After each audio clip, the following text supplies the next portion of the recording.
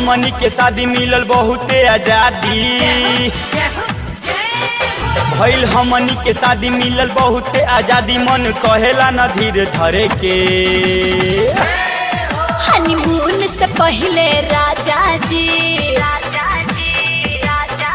Honeymoon से पहले राजा जी चली माई के दर्शन करे के। हनीमून से पहले राजा जी चली माई के दर्शन करे के। हनीमून से पहले राजा जी। भइल हमनी के शादी मिलल बहुते आजादी, मन कहेला न धीर धरे के।